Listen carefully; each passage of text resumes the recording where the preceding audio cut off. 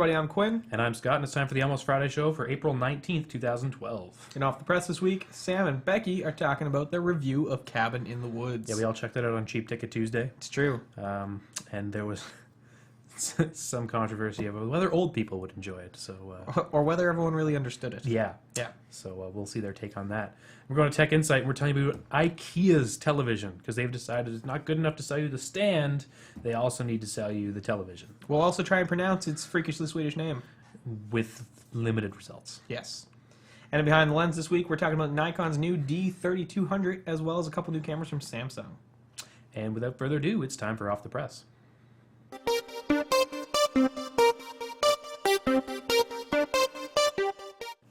Hey everyone, and welcome to Off the Press this week. Starting out from the beginning. Spoilers.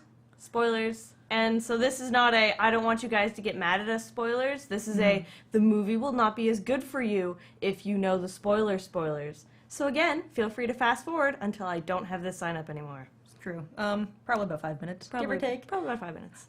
So we went to see this movie. We went to see Cabin in the Woods. We went on Cheap Tuesday because we weren't that sure, but it was worth Totally every worth it. single I would penny. have paid full price for this movie. Mm-hmm. It's true. Pretty good. So, for the crazies who don't know, All two of you watching. yeah, Hey guys. Cabin in the Woods it starts out as it was marketed as a real horror film. That's the beauty of this movie is the marketing for it. Your typical, like college kids go off in the woods in the middle of nowhere, scary stuff happening type. Yeah, and you're like, okay, that's exactly what this is. But then you're like, why is Topher and Thor in this horror movie? They deserve more money than that. To be fair, it was filmed like 3 years ago. Yeah, it's true. It's been sitting on a shelf for a long time. Yeah. But now it's out. And so it actually is a more outside look on horror movies. Yeah.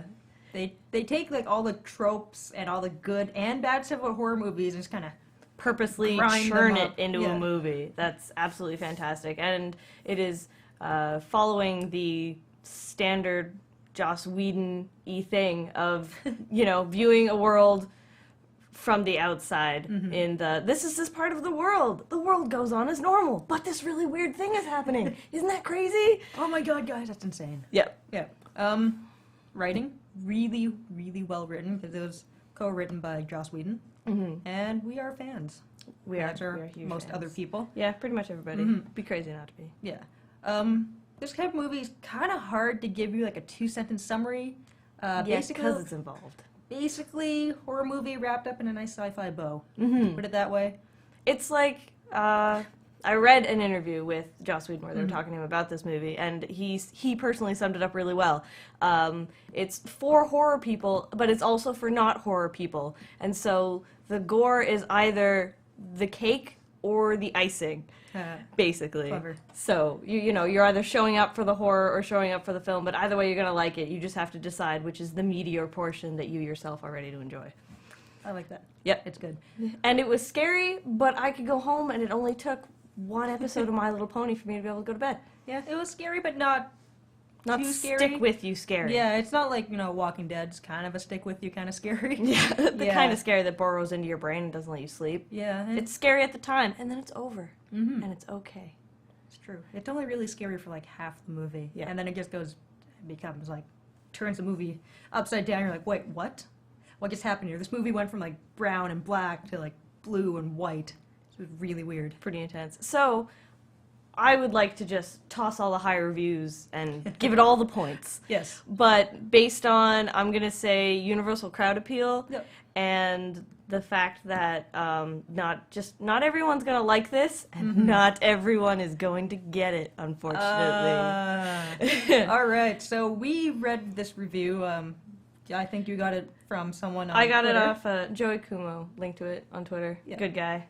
Hilarious From writer. a gentleman at the New York Observer. Yeah, his name is Rex Reed, and he wrote a review. And he either fell asleep during the movie or can't see very well. Yeah, or did he go to a different movie? Like, did he go see Lockout or something? Yeah, I Like, have no idea. But also, side note, Lockout, amazing movie. Go see it. Anyway, back to this. But this review is also really spoilery. Though if you're watching this segment, that obviously doesn't matter to you. we put the link in the show notes. Go read it. Oh, 'Cause go read it. It's hilarious. It's beautiful. It's like he watched the trailer and then made up the rest. Mm-hmm. And it's worth it. It's worth taking the time to read. Oh boy, there are some interesting quotes in there, but we won't spoil this review for you because it's better Go read it, and then, guys, this is the clincher. Read the comment section. actually really good comments. Read the comment section. It's not a thing you say about the internet, No. but read the comment section in this particular instance. Yes, Absolutely. So for the final rating, what do you want to give this? I would give it like an 8.5, 9. Yeah? More or less. Yeah. All right. I'm gonna chalk down. I'm gonna sit a little lower at this, at probably like a 7.5 All right. out of 10. I really liked it, but I don't think that absolutely everyone is going to love No, it. this is true. And it's not a for everybody movie, but it is for everybody if you liked Joss Whedon at any point in your entire life. Mm-hmm. So we're gonna recommend that one to you. Moving on. To Pottermore Woohoo! opened its gate to the masses. After being in beta for about almost a year, almost Little the bit full under year a mark. year. It went into Yeah. beta at the end of July of last year, Mhm. and so this past weekend it came out. So technically, it's still an open beta because technically there's still a little beta tag on it. But as But- Gmail has taught us, beta It tags mean nothing. Absolute squad. Yep. So you got sorted. What were you? I got sorted into Hufflepuff. Eh, I also that's got all sorted right. into Hufflepuff. yeah, that's. I'm not no. okay with that. It's a little upsetting because you're so not a Hufflepuff, I'm a Ravenclaw. and you have been since like day one. I've been a Ravenclaw my whole life, It's true. ever since I was 11 and I went to Hogwarts. It's not real. Shut up! They can still send me my letter, okay? You don't know. There's like There's some post-secondary. there's They mention it. Finch was in a correspondence course. You can totally sign up He for was a those. squib. But still, correspondence courses, Yeah. you could totally do it. Yeah. It'd be awesome. Okay. All right. It'll be okay. Outside of how displeased I am with the sorting, I did go through the site, spent about 45 minutes on it, got my wand, my pet, all that stuff. It's a really pretty site. So It's well designed artistically, Yes. a little difficult to navigate Yeah. initially, but once you get into it, you're pretty yeah, safe. once you get the hang of it, which probably takes you about 15 or so minutes, like 3 or 4 chapters, you'll get it down pat. But at first, I'm like, all right, so I have to click this, but I have to use my arrows to move around, Interesting. and there's no clicky arrow forward button. Okay, Alright, I because guess- this up arrow just gives me different. Yeah. But basically, for those of you who don't know, Pottermore is basically J.K. Rowling going, fine, have everything, have all of it, Yeah. Ugh, and gave it to you on a site. So you get to go through the book, happening by happening. Yeah. It's not really chapter by chapter, and you collect stuff, and later you can make potions and stuff, and you get a pet, and you get a wand, but obviously, for those of us who are a little bit older or just don't care, we play through until we get sorted, and then we leave Yeah. the site never to return. Sorting takes about 20 to 30 minutes, depending on how fast you read and how quickly you pick up on things. You're like, am I really scared of the dark? Are heights scarier? Yeah. It depends. Yeah. Mhm. If you have an existential crisis during your sorting, I'd allot yourself an hour and a half Yeah. in total. In total. So there are some things that kind of bother me about the site. I understand why they do it, but I was also a kid on the internet, during like Neopets and stuff, where you could select your own username. You can't do that here. No, they give you 5, and then there's not even a refresh or a pick new names button. You're stuck with the 5 that you get. Yeah. I'm Spell Mahogany 11293. I'm Purple Queen in like 6 digits. What the hell is that? You can't even shuffle it to be No. like, I don't like these 5. Can I have a different 5? Mhm. No. Yeah, pre-generated usernames, okay, fine, whatever, but there's no shuffle. It's like these 5, and then you're stuck with them forever. Yep. Pretty much. That's pretty much my main complaint about that website. And then But I'm never gonna go back. no, So. I've been sorted. I'm good. But for those really enthusiastic Potter fans out of you, it is full of tidbits and Mhm. J.K. Rowling's little explanations for literally everything, because really thorough authors have all this shit. They just Yeah. choose not to tell you because it ruins the magic of the story if you know everything. True. But if you really want to know, now it's But this all there book's for been you. out for a little bit over 10 years, so you know what? All this backstory is kind of cool now Yeah. that we've read the book, seen all the movies, and the series has run its course. It's nice to know that 4 Privet Drive was 4 because J.K. Rowling has an irrational hatred for the number 4. Secretly Asian. Because Asians hate the number 4. Or only Chinese people, I think. Because it sounds... I'm not going to touch that. Because it sounds an awful lot like the Chinese word for death. All right. Yeah. All right. I'll accept that. That's fine. And the Philosopher's Stone book is the only one available right now. To play through. Yeah. Yeah. The rest of the books, I'm sure, will be added as they're completed or whatever. So if they only have the first book out, the extended beta makes sense. Next year. Yeah. We'll see. Yeah. But still cool. But still cool. Moving on to significantly more boring things. What? No! New What? releases. Mission Impossible. Those Protocol? Not more boring. It's... More awesome. Sure. It's Tom Cruise. He's Tom Cruise crazy.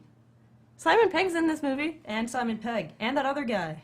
Yes. It was really cool. Does that levitating thing. Yep. Wow. Good. Yeah, I'm proud of you. I'm good at these things. That's out on DVD this week, and Blu-ray if you wanted to pick that up. There's a lot of special features in this actually. Oh my, Brad Bird's yes. been tweeting about it, and so, you know, if you like the director's commentary and all that, then it's worth it. I might do it just because Brad Bird's one of my favorite directors from an animation standpoint, so it was interesting to see him transition into live action like he did. Yep, this movie would probably be really cool to see all the behind-the-scenes stuff, because there are, like all the other Mission Impossible movies, some crazy scenes in it, and like some tech that would be kind of cool to see the Yeah, the how ins they and thought outs about of it. Yeah, and, like For see, sure. See how the sausage is made. Mm-hmm. Kind of gross, but kind of cool. And in video games this week, Witcher 2 is out for PC and Xbox 360. yep, kind of slow week. There's some other shovelware, but not really worth mentioning. Basically, everyone's holding out because all the big blockbusters are coming out, and it's con season, so Yeah. everyone's holding tight to their information so that they can give it to you in a venue where you had to have given them money first. True. Speaking of giving money, and somewhat relevant to what I just said about picking up Mission Impossible, You can't no. really anymore. I don't have $30, so I won't buy this, but let's say I had $10, $12. Hello, video rental store, I'd like to give you $12. Oh, well, that's too bad, because frankly, we don't carry that anymore. Damn. So, Rogers Canada is closing all its rental stores. It's going to remain open to do internet-y and Yeah, cell phone-y things. They're turning into their Rogers wireless stores, which Yeah. basically cell phone, digital, cable, all that sort of stuff. This comes about a year after Blockbuster started closing all its stores in Canada. Mm-hmm. We were much quicker in the shutdown Yeah, than it just kind of you fellows down south. But, happened. But there, I've started to see the red boxes pop up more and more at video stores or not video stores, I'm retarded, grocery stores, and even weird grocery stores that I wouldn't expect to see the rental store. I'm like, hey, that's a red box. Interesting. All right, moving on. Yep. I think some pharmacies have it as well. So there's Yeah. some option for you, but that's totally Yeah. If you want to rent movies from basically the next couple of weeks to forever on out, you're going to have to look really hard. Yeah. Or use the red box. There are some Netflix mailing like services in Canada, although selection is limited, and I think a lot of it depends on where you live. Yeah. So So I guess we can all continue on with our pre-established practice of borrowing our movies from a friend. this doesn't work for video games. No. So I'm never gonna play another video game again. Ever again. Except for Journey. Ever again. Because it's short. And that's about wraps it up this week. See you guys. Hey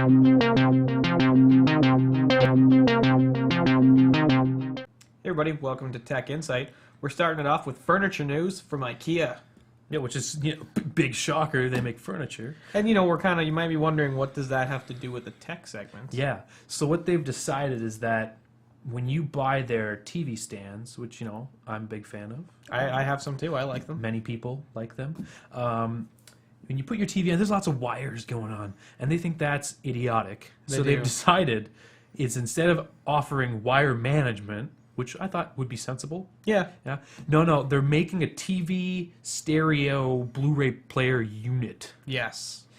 They're selling TVs now. Yeah. So it's called the Uppleva. Uppleva. Something Uppleva? like that. There's an adorable video you can go watch. So basically, it's a TV stand with a TV mounted on it, and there's no wires or anything. It's all hidden inside the actual building of the furniture.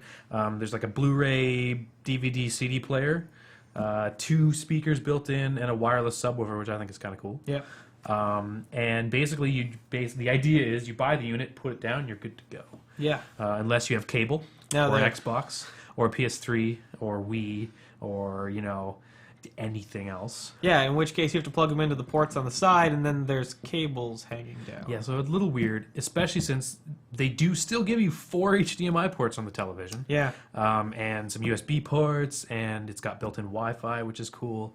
So it looks kind of interesting if it doesn't suck.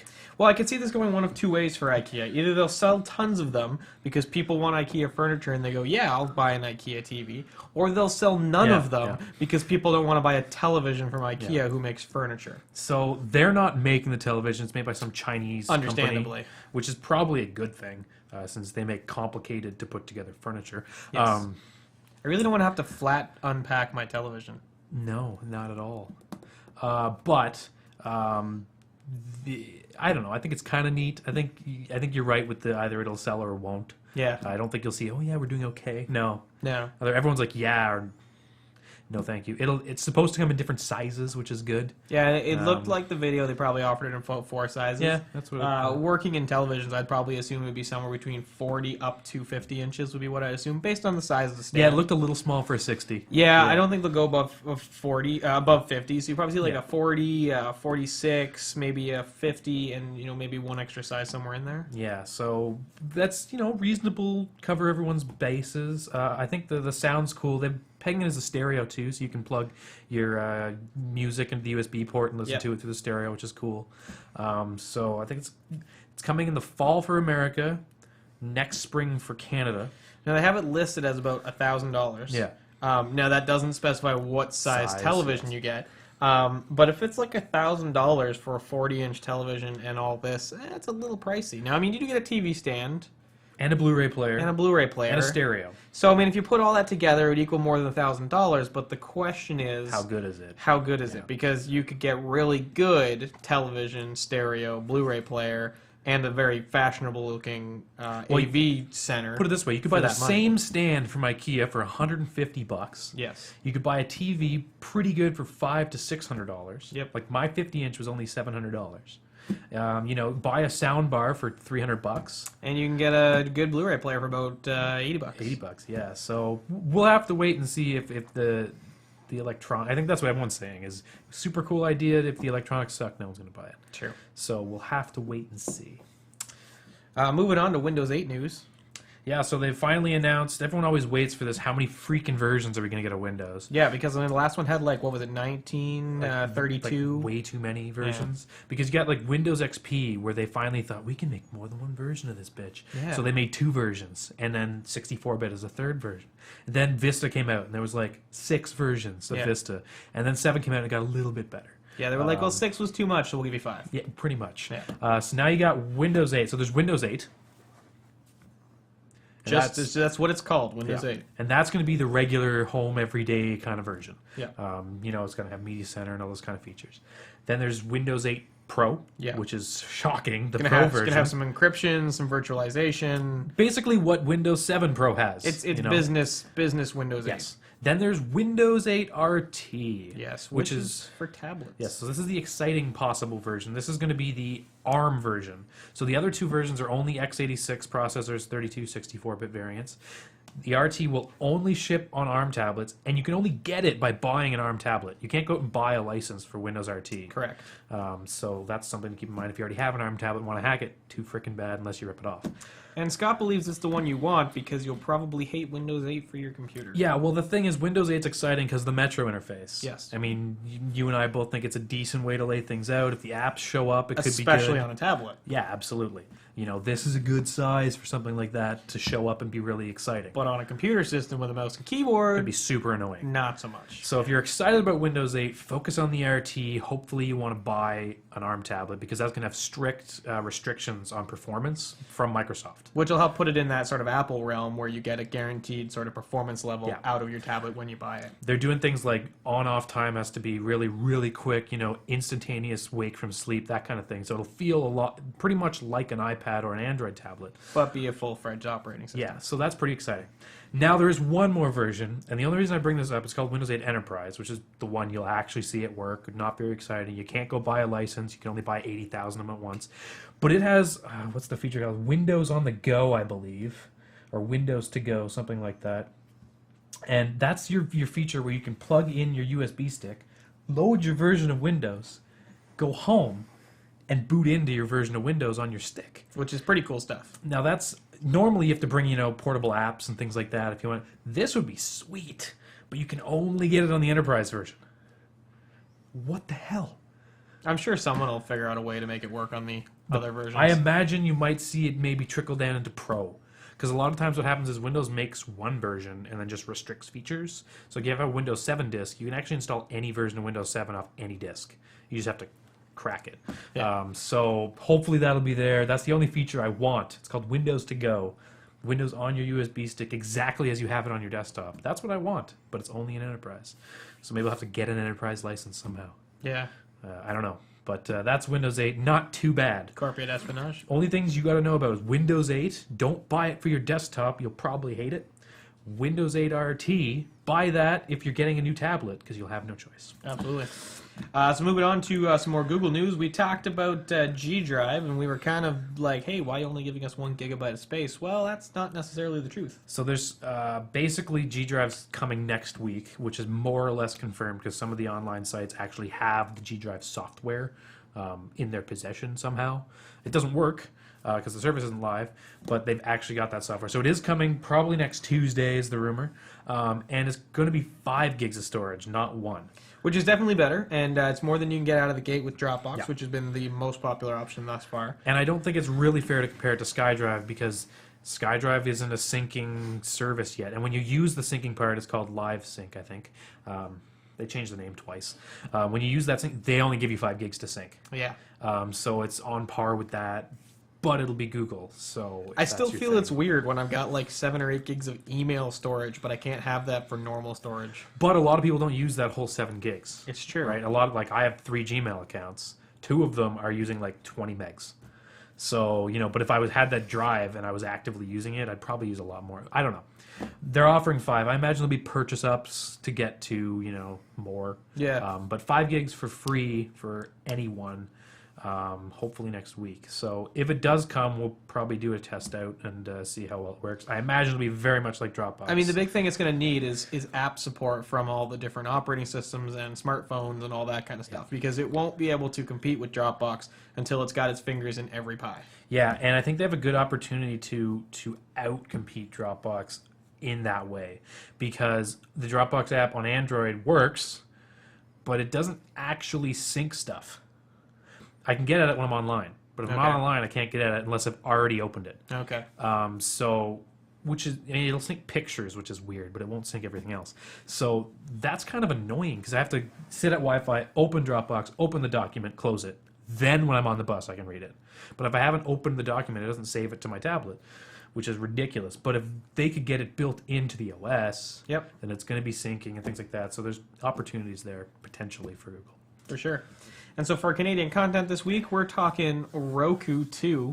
We've talked about this device before because, we think it's pretty sweet looking. It's a good competitor to Apple TV because it's cheap. Yeah, it is very cheap. And it offers a ton of services. And it's finally coming to Canada. Yeah, so it's coming to Canada. You can buy it now online. So if you actually go to Roku.ca, you can purchase one. Yep. It's coming to Walmart stores and London drug stores by the end of the month, potentially, as well as their online stores sooner, obviously. So they're selling 2 models. I believe there's 3 models in the States, but one of them was kind of ridiculous because it was Probably much cheaper, but you didn't quite get 720. So it's I can't remember exactly what it was. Or are we just not getting the model that comes with Angry Birds? No, this has Angry Birds. Oh, okay. Yeah. Or maybe it was the stick, the Roku stick we don't get. Remember Maybe. that? Yes. Yeah. Anyway, they got the XD and the stick XS. to plug into like just a television or something. Yeah, it was like this big, which is kind of weird. So the let me just get it right. Both can do 1080p and have built-in Wi-Fi. Yep. $89.99 for the XD and $109.99 for the XS. I don't know the difference. One of them adds in the gaming remote and that would be it, Ethernet yes. and USB ports. Okay, so if you want Ethernet and Wi-Fi, you got to pay up. And Ethernet can be handy when you are streaming large files because I found that with my Apple TV, I had a lot of issues streaming things that were 720, but Yeah. once I had it connected to the network with a hard wire, it got a lot better. Yeah, because even though wireless N is rated at, say, 3, 4, 500 megabits, you don't get that kind of throughput. I don't want to explain why, but wired is always better for media. Absolutely. So and for 109, that is exactly the price of the Apple TV. Yep. So you might as well kind of go up. Plus, you get the gaming remote, which is kind of cool. So what I was mostly concerned about is what can I watch on this thing in Canada, right? So they're building relationships. First of all, Netflix works Canada out of the box, which is good. Crackle works. I don't know if you've tried that. It's like a Hollywood. Yeah, that's Sony putting out Sony movies. And it works pretty well. And there's It a does. decent amount of older movies. It's true. That you can just go stream, which is pretty cool. So that's good. They've got live sports deals, so you can watch NHL games on there. Really? You can watch You have to pay for UFC. it? Yes. Ah. Well, I mean that's Well, you can do that. You can do it with Apple TV too, though. You Yes. can do NHL and MLB. yeah. MLB's on there as well. MLS is coming. Soccer. Okay. Which is if you're gonna compete with the Apple TV, you got to at least have those, right? Yeah, I mean the advantage for a situation like this is if you're in a house like myself where I've cut cable, but you still want to watch hockey, you're not going to have to go and spend $60 a month for a Rogers box just so you can watch hockey. You can spend about $120 for an entire year, something like that. and get your NHL pass, which allows you to watch all the games and you can watch them on demand and all that kind of stuff. Yeah, it's actually a pretty good deal if you're really into the hockey or the basketballs. It has a good one as well. I don't think we get basketball, but we get baseball. Yes. Yeah. So that's pretty cool. It's a decent amount. Obviously, there's going to be Vimeo and things like that, all the free channels, YouTube, things like that. But they're promising a lot more to come. What I'd like to see is CTV, Global, City Yeah, TV. pulling off those sites that they already offer that content to us for free with an Apple app or with their websites. So, I mean, it would be great if we could integrate that because really we're not breaking any rules. No. That's already freely available to people who don't have a television And the thing subscription. is, if you're missing, that would be a big pull away from an Apple TV. Yeah. Because you can't easily do that on the Apple TV because True. all those are flash-based video. Yeah. Which, is really... So if they could figure or make a deal even with CTV, Global is pushing... City TV, you can watch it on any iOS app for free. Yeah. All their... it's 1 or 2 newest episodes, but that's all you need, really. So if they can make those deals, I'd be really tempted to go to the Roku. I don't know that you can do from DLNA servers or not, like over your network type thing. For streaming? Yeah. I'm fairly certain you can. I would hope so, I'm almost positive. but they don't tout it as a feature.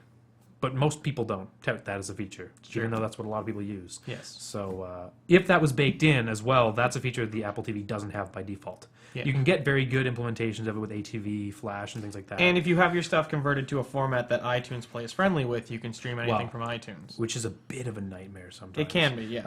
And even if it's not, you've got conversion time, right? But it is very easily doable and well implemented with the Apple TV. But this would work out of the box. Yes. So pretty cool. We can finally get it up here. If you want one, Roku.ca, and you can order them now. All right, and that brings us to the end of Tech Insight for this week.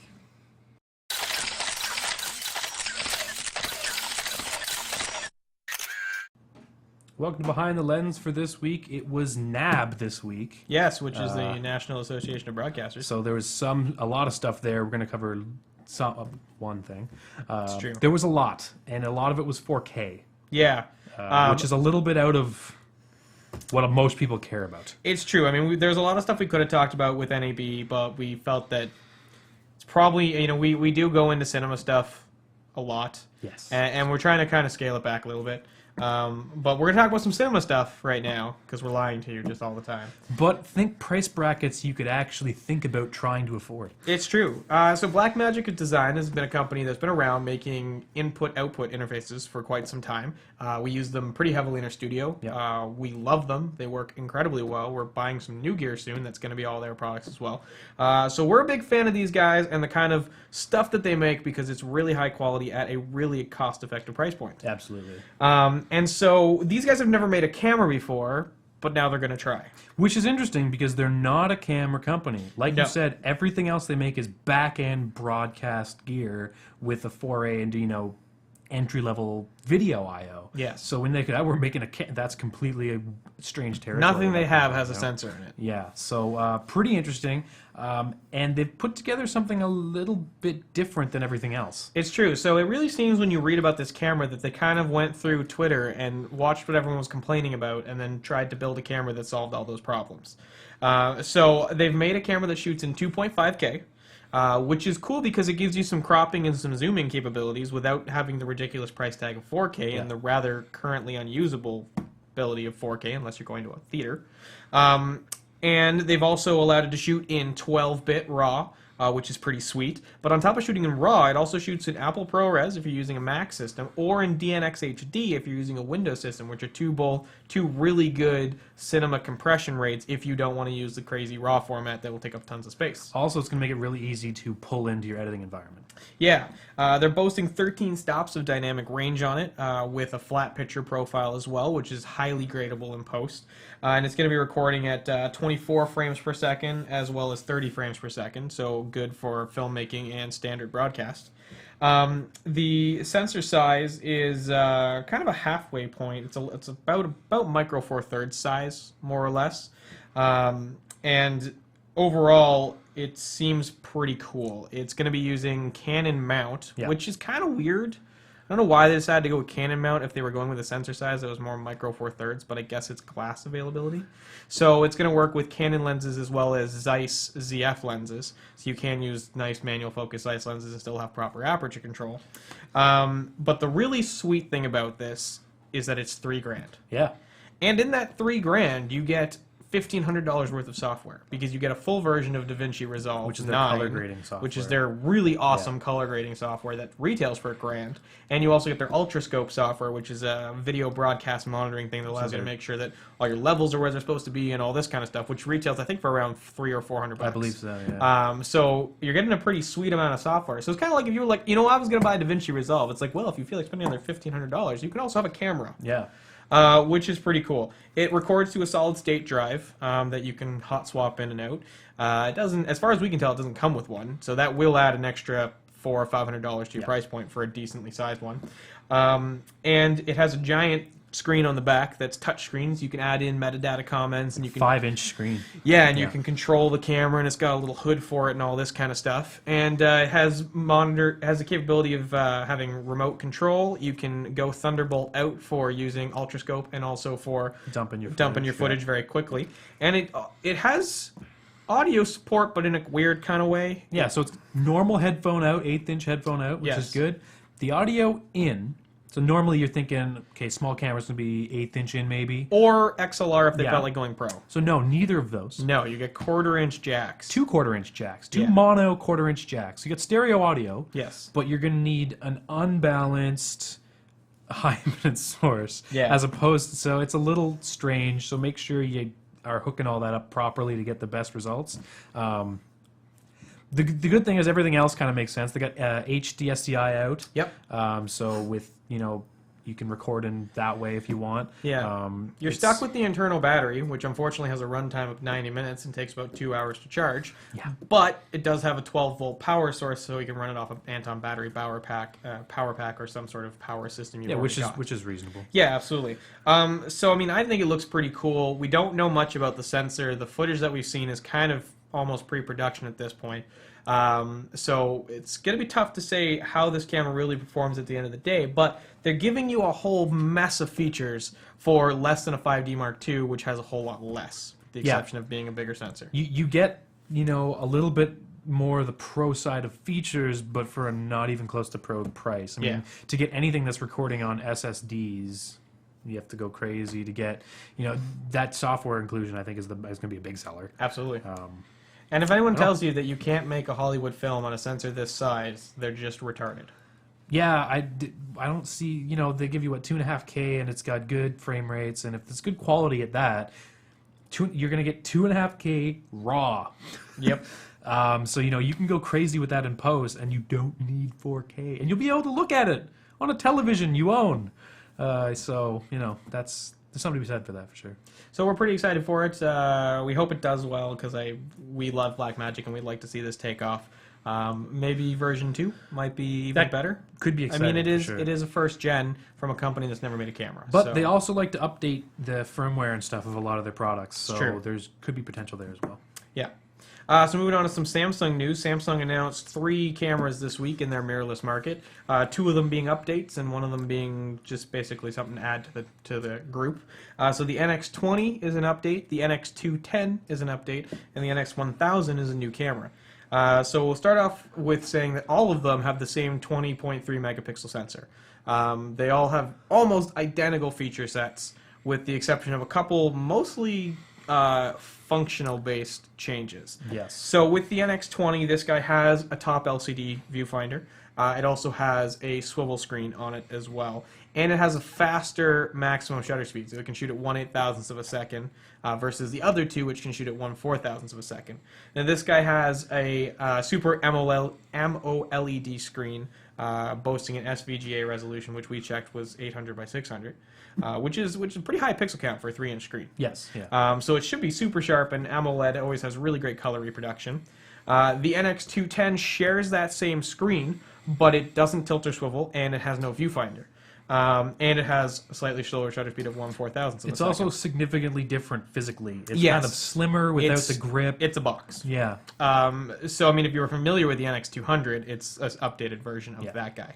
And then the NX1000 they've really brought in just to be an entry-level option. All the rest of the features are the same with the camera, with the exception of some aesthetic differences to it. And it doesn't have a super AMOLED screen. It's got a normal TFT screen with a 920,000 dot resolution. So they've kind of saved some money there with that guy. But other than that, it's pretty much the same. So they've released one camera with 3 variations. With 3 variations. Yeah. But I mean, Olympus was doing that for 4 years. They had the same sensor up until the brand new EM5 that's not even in the shelf yet. And I mean, why pay for a swivel screen and the bigger, chunkier body and the viewfinder if you're not going to use it? Absolutely. So if you were waiting for the next Samsung camera, they are going to be available soon. I would assume at similar price points to what they're going for now. And Nikon also jumped in the party this week and decided to announce some new stuff. They announced the D3200. Which is a replacement for the entry-level D3100. Now, I'm going to state again, this is the entry-level camera from Nikon, and this guy now has 24 megapixels. Yeah. With a CMOS sensor, shooting full 1080p video at 30 frames per second. Color me impressed. Because that is a whole heck of a lot of functionality for a $700 camera.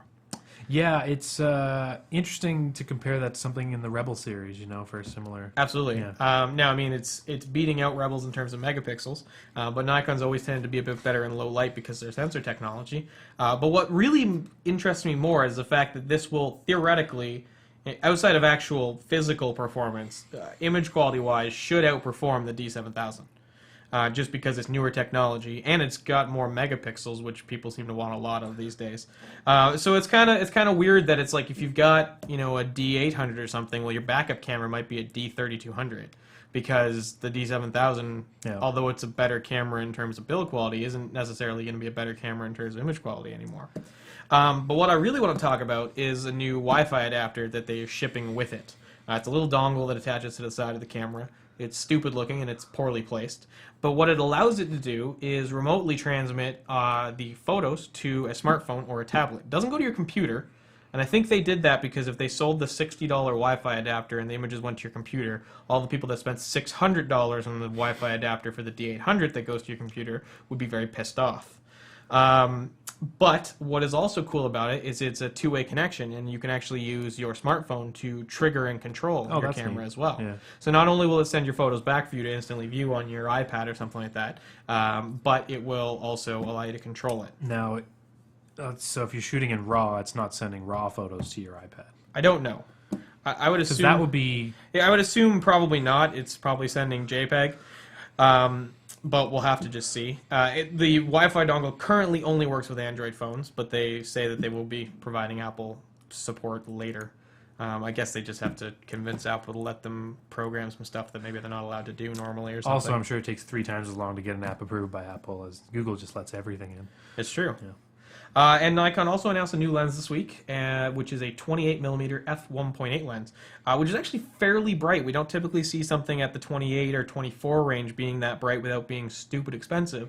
And this one is only $699, which is actually a pretty good price point for sort of a mid-range performance enthusiast lens. Now, normally we'd see these lenses at this price point be a DX sensor only, so it will work on the 3200 or a D7000 or something, but not on a D800. This one, however, is an FX compatible lens. So $700 is a pretty sweet deal to get a 28mm f1.8. I also believe it's nano crystal coated too. So it's pretty high functionality lens at a pretty low function cost, which I think is pretty awesome. It's good, yeah. We were going to review some software that a company wanted us to check out, but we couldn't really properly put it through its paces.